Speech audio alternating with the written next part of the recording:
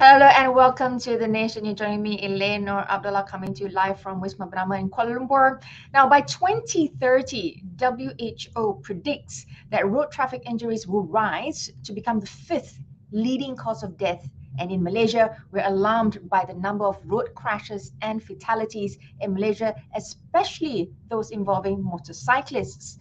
We are not only talking about the accidents caused by other vehicles, but also including the several instances of objects from construction areas falling on cars, indiscriminate parking, illegal stalls, and haphazardly located dumpsters are becoming more than a mere nuisance. So the main question is, how safe are our roads? To discuss further about this, I'm joined by Professor KRISHNAN RAJAM, former Technical Officer for Injury Prevention, WHO, and Senior Professor, AIMST University. Hello, welcome, Prof. And Tan Chun Yep, Executive Council Member, come Acting Head of Road Safety Technical Committee, Alliance for Safe Community. Welcome, gentlemen. Pleasure to have you both join us today. Now, let's dive straight into the first question. Mrs. Tan will begin today's session with the first question directed at you. Mrs. Tan, what are the causes of road crashes? Perhaps you can elaborate. Yeah, thank you very much, Elane. No, before I move on to mentioning the causes of road crash, I would like to state a note that, as mentioned earlier by Elane, that from this World Health Organization's report, shows alarming figure of about 1.4 million deaths annually for these past few years. And of course, it's now the leading cause for children and young adults between 5 to 29 years of age. And in recognizing this, the importance of this problem, the UN General Assembly has declared actually a second decade of action, which for road safety for the year 2021 to 2030, with the target to reduce road death and injuries by at least 50% by 2030.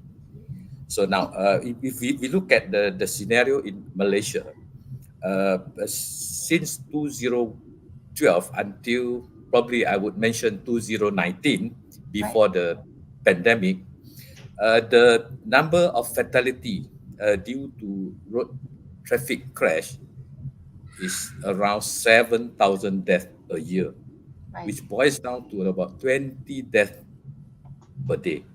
Wow. Yeah, and motorcyclists contribute about 60% of the number of the victim. And what are the causes of this road crash in Yep. Malaysian scenario? Yeah? So I would like to mention that there are four main factors that cause road crash. Yeah? One is the drivers, Okay. and the number two is the vehicle, and the Right. third one is the environment, and of course the fourth one is the management system. So for this driver, if a motorcyclist, for example, the shirt they are wearing while riding, the conspicuity, yeah, is lacking. Other driver can't see them, yeah. Right. So that can cause lack of driving or riding experience. Right. Probably they just bought a bike, they just got a new driving license, and probably certain gazette fitted to a vehicle that they are not used to, Mhm. in handling, and disobeying road traffic ordinance, also one of them. Overspeeding, as you know, speed cues, Right. conflict of speed cues, improper safety helmet wearing. They wear Right. helmet, but they just simply put on their head. It's not wearing properly tied Right. up. Driving under influence, on medication, on alcohol, on medicine. And they don't have enough rest before riding or driving. or sometimes these riders or drivers, they are so egoistic that they want to perform their own stunt. So Uh, it seems like a lot of it has to do at this point of time. One of the main causes of road crashes is to do with a lot of driver negligence or driver conscientiousness. Now, before we go on a yes. little bit further, I just want to jump to Prof. Prof, Mm.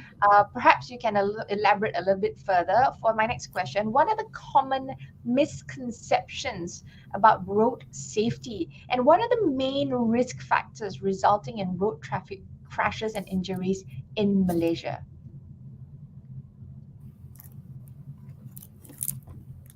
Can you Prof, hear can me? you? I am. Can. Can you hear me? Yeah, Okay. go ahead, Prof. Yeah.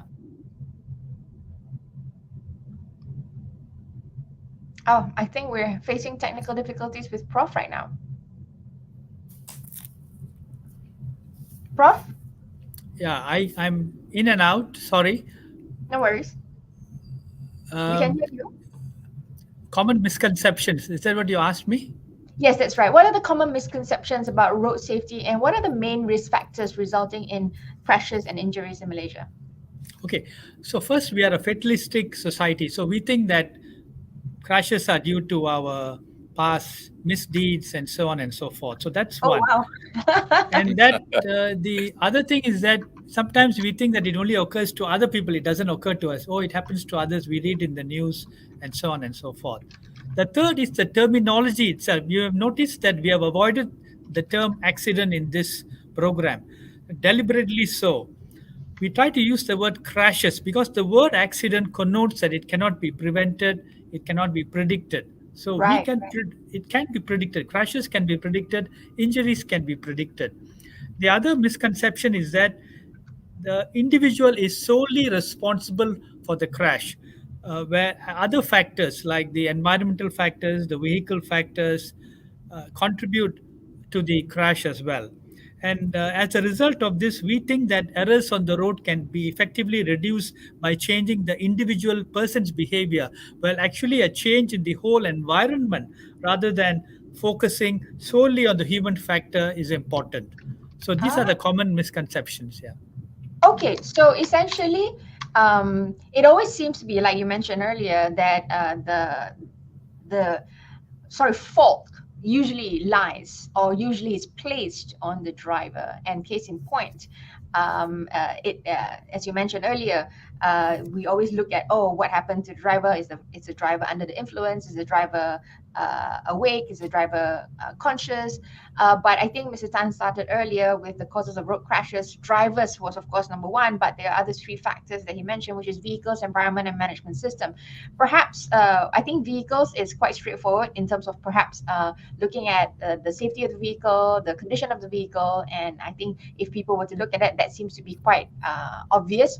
But perhaps then we need a little bit of explanation with regards to management system. Mr. Tan, perhaps you can explain management system, and then Prof, perhaps you can tell us a little bit more about the environment. Mr. Tan, management system. Yeah, okay. Thank you, Elane. With regards to the management system, sometimes probably I can share my experience in investigating crashes. Yeah. Uh, Most of the time, for let's say commercial vehicle crash, during our investigation, we actually identified that one of the factor is due to poor management system. How does how the driver is being paid? How, for example, a, a, a bus driver or a container trailer driver, probably they are paid uh, by trips. So when the system imposed in such matter, so this driver, they would want to earn more. So with the low basic salary, of course they want to hit more trips. When they try to hit more trips, so that's where come in. Uh, uh, they want to gain more, they want to earn more, they make more trip, like trip to Genting Highland, to Canberra Highland, long haul from KL to JB, JB to Perlis, and yeah, and so on. So they will do it continuously. Yeah. So these are operational policies that are in place that are creating sort of situations that makes drivers choose poor or make poor decisions. Is that what you're saying? Is indirectly forced the driver because they want to earn more. Yeah. Okay. So that's what you meant by management system. Prof, perhaps you I can mean, explain a little bit about maybe I can add a little bit more. Management okay. system probably there's this ISO 39001 which has been in place, road traffic safety management system.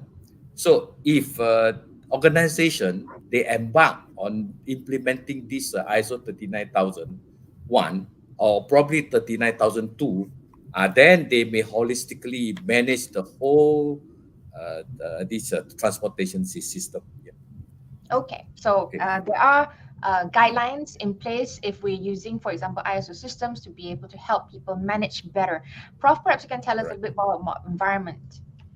Yeah, so the vehicle systems and the factors are obvious, and you have mentioned that. The environmental factors will include the road design, the road structure, the road furniture, dual carriage or single carriageways, the lighting, the weather, the visibility is very important, and that's Mr. Tan has already mentioned. The visibility of the road users is very important. The time of the day, the traffic, how traffic. Sometimes traffic jams are good because they reduce traffic. But in the Yeah. absence of traffic, people move very fast, and then suddenly there is somebody crashes up, somebody shows up, and then there's a big crash. And so those are the road and environmental factors. Also important is don't forget the health and the medical response system. Okay, Right.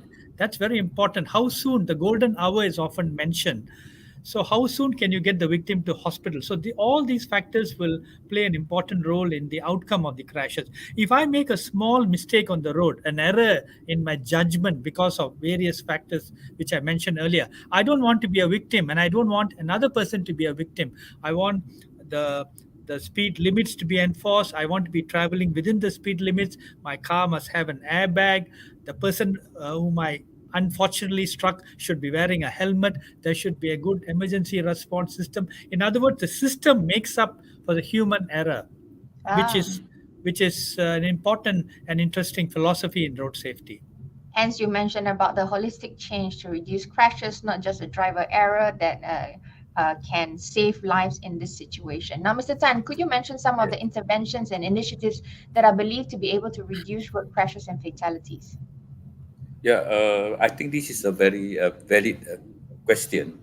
Uh, when talking about intervention or initiative that we believe could reduce the crashes and the fatality, I would like to separate it into that decade of action, which are based on the 5 pillars. So the first pillar is about road safety management. So some of the example of the initiative that I can mention here is about, for example, the integrated road safety enforcement program. During the Hari Raya season, we have this Ops Bersepadu that can be that is one of the initiative, and then the implementation, of course, the AES now already in place, and program to encourage transport mode shift and the use of public transport. That should be an initiative to get riders or drivers not to drive their own car, but to embark on using public transport. But of course, we have to upgrade our public transport efficiency. Then only that can encourage people to take public transport. Yeah, Now, Prof, I and then think you have something that you wanted to interject. Please go ahead. yeah, You wanted to mention something as well, Prof. sure can. You can. Yeah, I And don't then want to. Can Yeah, I go ahead, Prof. add something? Yes. Yeah, so I think Mr. Tan has brought on a very important factor, very important issue. Very often people talk about road safety per se, but let's not forget that the first mantra of road safety is land use policies, effective land use policies which limit the transportation needs of individuals, families, and society. So, in other words, schools should be near Yeah. homes, playgrounds should be near homes, factories and offices should be accessible by public transport. Public transport is the second mantra of road safety. In other words, we now know that public transport is much safer than private transport. And I'm glad Mr. Yes. Tan brought this out. Yeah. And we cannot dismiss this. Yes. And Yes. the going to more specific areas, I think Mr. Tan also mentioned speeding is a low hanging fruit. Okay, people wearing helmets, people wearing seat belts, okay, and child restraints. I think there's not enough use of these protective equipment and devices. And combined with speeds, these are the low hanging fruits in road safety. And that would be my wish list for road safety. Oh. Now, I wanted to just jump in. I like that you mentioned this earlier, Prof, effective land use policies, because at the end of the day, that also has a larger impact. It's about sustainability, isn't it? Carbon footprint. You don't have to travel that far with regards to, maximizing your resources, being within the distance of where you need to go, and therefore you lessen your need to be on the road. Exposure, lessening exposure also means lessening risk factors. Now, Mr. Tan, you wanted to continue with more intervention and initiatives that you have. Yeah. Okay. Before I continue with the some example of the intervention, Prof mentioned that land use. I'm very glad that in the with the establishment of the Sustainable Development Goals, the SDGs, in the SDG. in the 2015, road safety was actually included for the first time as part of the Global Development Agenda. If you look at the SDG, we have the road safety target in SDG number 3.6 and 11.2. So great. which is on good health and well-being, and on the sustainability, cities and communities. So That's great. I right, think it rightfully. creates that mindset for people to actually look at, for me, when I choose a workplace, I want to choose a workplace that's near my house. I don't want to have to travel far. And it's not just about, exposure and road transportation, but maximizing time, maximizing your life, maximizing your ability to, enjoy time with, or whether it's at home or at work, and lessening everybody gets so stressed, lessening health implications with being stressed, being in a jam. So there's a lot of things that we can actually alleviate with these effective land use policies. Okay, if I may continue with the pillar number 2, a safer road and mobility. Some of the intervention are the implementation of speed control measures, the traffic calming. So it has to be in place. Traffic signal management, synchronizing traffic light between traffic lights. That's also very important. And building of motorcycle lane. Probably dedicated motorcycle lane. Mandating lower speed limit also is a good initiative that could be taken in. Okay, and then on the third pillar is on safer vehicle. Actually, we should improve the crashworthiness of new vehicles. Hang on, Prof, did you wanted to add something with regards to enforcement earlier? Was there something that was pertinent? Yeah, I think what we lack now is perhaps enforcement, effective enforcement. Now, education and enforcement go together. We often emphasize educational strategies, and that's why we had a road safety department in the past. But what we don't realize is that the education must be combined with the enforcement. Enforcement is very important. And what is being shown on the screen is the Malaysia version or the report of the Global Report on Road Safety. And it shows all our figures there. The education is the medicine, and if it's bitter, then the bitterness is the enforcement. So we have bitter and sweet going together. So education, it should be combined with enforcement. Otherwise, education alone is not useful. Right. Now, we're running low on time, so I wanted actually to get some kind of feedback from both of you individually. Let's start with you, Prof. Of course, everybody has heard about the massive case of the bicycle laja and the usage of bicycle laja and e-scooters. So I want to get your individual perspective on this. Prof, let's start with you. Comments on the usage of bicycle laja and e-scooters on the road, Prof. I think e-scooters should be treated as much or as motorcycles with the same regulations. In fact, I believe that bicyclists also should wear helmets, and I was involved in some programs many decades ago. So that takes care of e-scooters. Now, coming to this particular event, I think the whole approach is what I just want to repeat earlier. What I said earlier, it's very important that in the investigation of any crash, all factors in the human, in the vehicle, in the traffic environment should be investigated thoroughly, and each of these play a significant role. There should not be an overemphasis on human behavior or on one particular contribution to the crash and outcome. Every single road user has a responsibility, and we have to design an environment which is error friendly. In other words, I mentioned this earlier. So I hope that bicyclists can wear helmets. Bicyclists should be allowed on the road. They should be wearing helmets, preferably.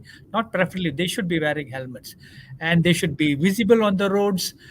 So this is my take. And they should be used perhaps dedicated lanes for recreational purposes and not use the main road. So there are many issues, societal issues, which we should address. Right. Mr. Tan, your comments on this? Oh, okay. From my point of view, this Minister of Transport has recently enforced, saying that the enforcement to disallow certain category of bicycle and e-bikes to be on the road. So I think that is a good move, that not to allow this kind of vehicle to be on public road. Of course, they can be on the non-public road. So when this kind of vehicle come into the public road, it has a traffic conflict. So there are certain regulations that if you want to allow them to be on the road, certain regulations to be in, which I concur fully with Prof. Great. Now I have quickly move on to the last question. What kinds of research are required to assist in policymaking? Prof, I think you want to be able to elaborate a little bit on this before we close. Now, developing research capacity is very important, a central feature of the new road safety master plan from WHO. And Malaysia has a very good example, as an excellent regional example. We have the Malaysian Institute of Road Safety Research, which does wonderful applied research in Malaysia. It helps translate research into policy, and that's the kind of research we should be doing in Malaysia. So how MIROS works is that they identify problems in road safety. They do applied research, they do community research to identify the problems and potential solutions. Then they build research capacity among the professionals while they are doing this research. They work with the law enforcers, etc., find out the best means of enforcement, the best messages which can be transmitted to the public, and finally they develop interventions, and then these are implemented, and then MIROS helps in the evaluation of such intervention. So our research function is very important and critical in every country which has succeeded in road safety. Now that's great. Now, before we close, I want to get each individual message to the public and the government. Let's start with you, Mr. Tan. Your message to the public and the government on road safety. As all of us, we should be responsible when we are on the road.